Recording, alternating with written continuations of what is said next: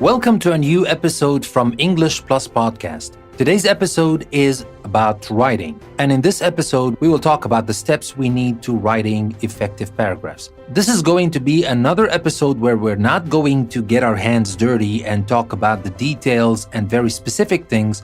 We will talk about things a little bit in general, but we will be as comprehensive as we can be. It is important for you to understand or to see the big picture before you dig in. And that's what we're trying to do. Starting from next time, we'll get our hands dirty and we will talk about the nuts and bolts of writing, and we will have a lot of exercises to help us understand and improve our writing. So now, without further ado, let's start talking about the steps we need to write effective paragraphs. Now, to write an effective paragraph, you should begin by making a point and then go on to support that point with specific evidence.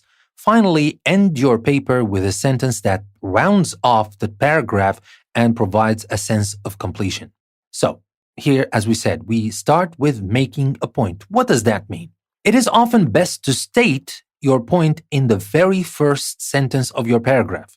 Now, the sentence that expresses the main idea or point of a paragraph is called the topic sentence. Your paragraph will be united if you make sure that all the details support the point in your topic sentence. Now let's talk a little bit more about the topic sentence to understand what that is. But again, let me remind you that we will dig in deeper and talk about the topic sentence in more details with a lot of exercises in the episodes to come. What we're trying to do now is just to get ourselves acquainted with those steps we need to write good paragraphs. So the topic sentence, an effective topic sentence does two things. First, it represents the topic of the paragraph, and second, it expresses the writer's attitude or opinion or idea about the topic.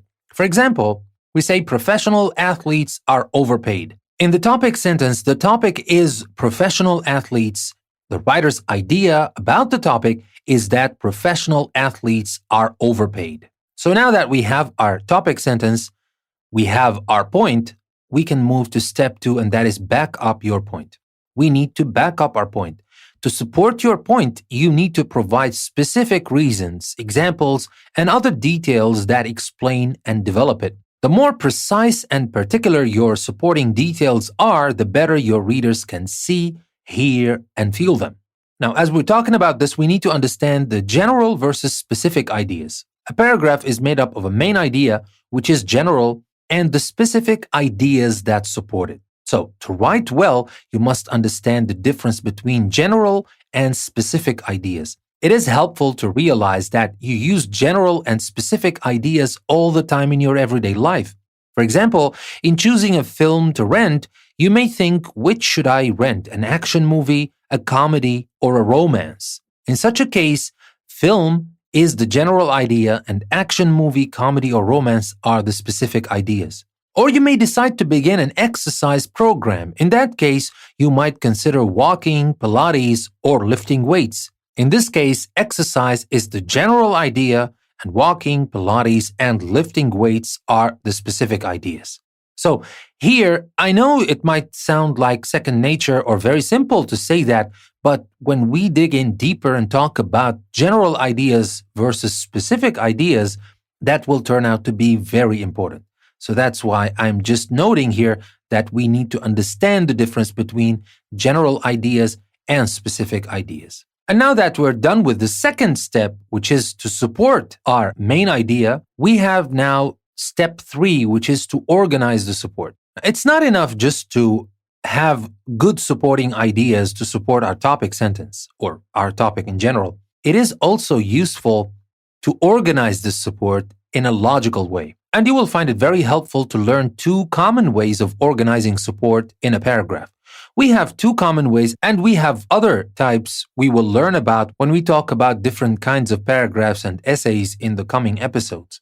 But for now, let's talk about 2, the listing order and the time order. Now, before I talk more about listing order and the time order, you should also learn the signal words known as transitions that increase the effectiveness of each method. Now, transitions are words and phrases that indicate relationships between ideas. They are like signposts that guide travelers, showing them how to move smoothly from one spot to the next. Now, be sure to take advantage of transitions. They will help organize and connect your ideas, and they will help the readers follow the directions of your thoughts. So, now let's have these two examples about the listing order and the time order, and we will talk about transitions used with the listing order and with the time order.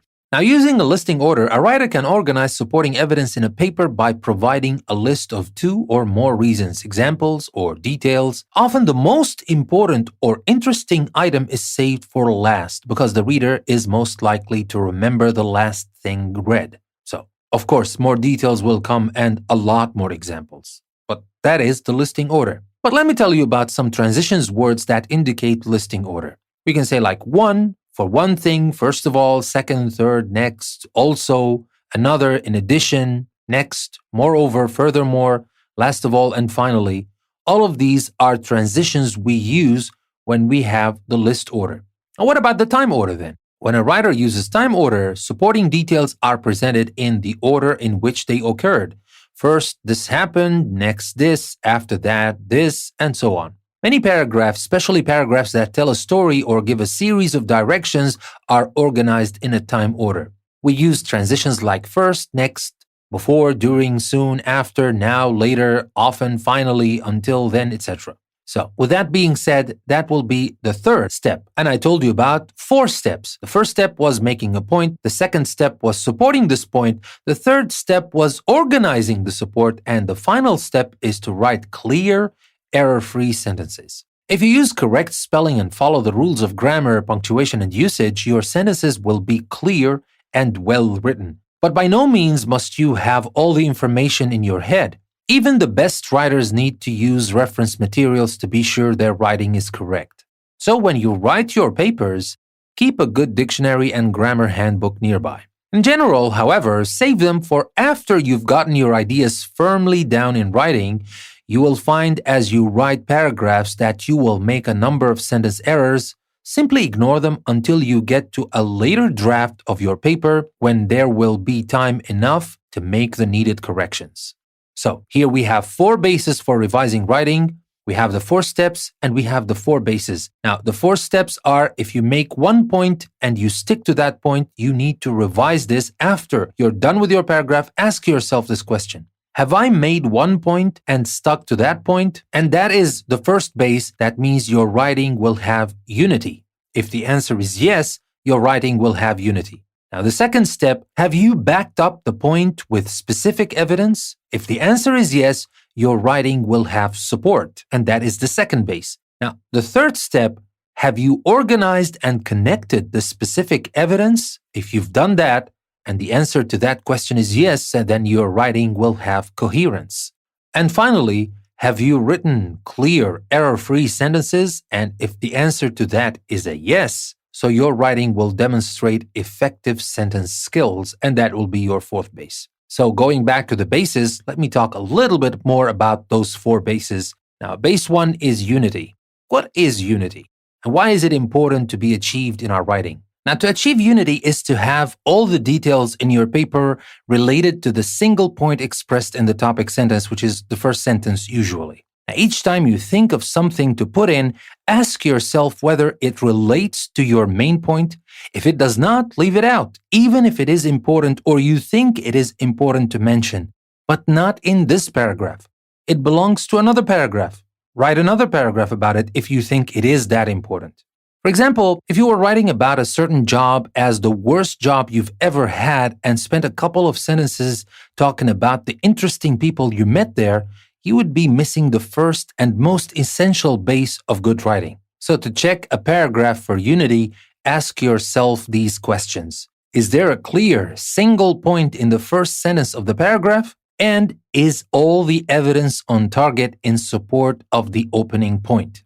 If both answers are yes, so you will have covered your first base, and that is unity. Now, what about the second base, and that is support? The second base of effective writing is support, and it provides specific examples that illustrate the main point of a paragraph. As readers, we want to see and judge for ourselves whether a writer is making a valid point about a subject, but without specific details, we cannot do so. So all your paragraphs should include many vivid details.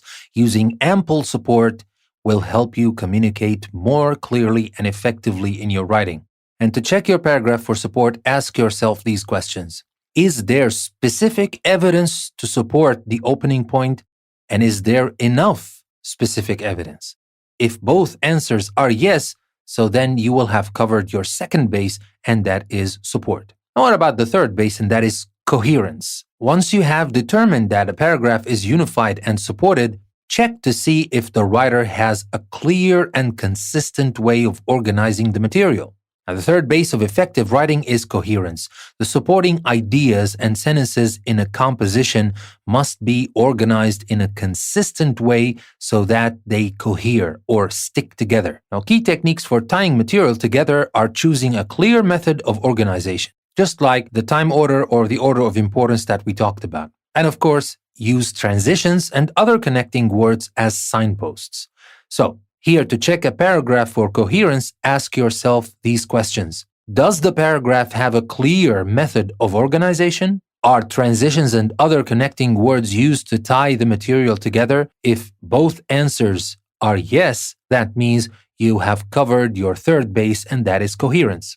And now for the last base, and that is sentence skills. Now, error in grammar, punctuation, sentence structure, mechanics, and even formatting can detract greatly from your writing. The fourth base, sentence skills, requires that you identify, fix, and avoid these types of mistakes. Error-free sentences allow readers to focus on the content of a paragraph as a whole. Poor grammar and sentence skills can be merely distracting, or they can change the meaning of a sentence entirely. They also lessen a writer's credibility. For instance, a potential employer might think, if he can't spell the word political, does he really have an interest in working on my campaign? If you have taken care of your grammar, punctuation, and other sentence skills, you will have covered your fourth base, and your paragraph will be perfect.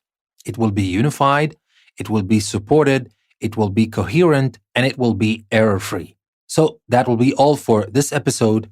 We have covered the main steps to write an effective paragraph, and of course, in the coming episodes, we will dig in, we will get our hands dirty, and we will talk about details, how to achieve each one step, and how we can achieve these steps in different types of paragraphs. And later on, of course, we will talk about essays when we are done with paragraphs. With that being said, I would like to remind you that you can find the transcript of this episode in a link I will leave in the description. And you can also find a link that will take you to Patreon, where you can take this link and become a patron of English Plus Podcast. In this way, you will support us and you will receive a PDF practice worksheet with every single episode we release. This is your host, Danny. Thank you very much for listening to another episode from English Plus Podcast. I will see you next time.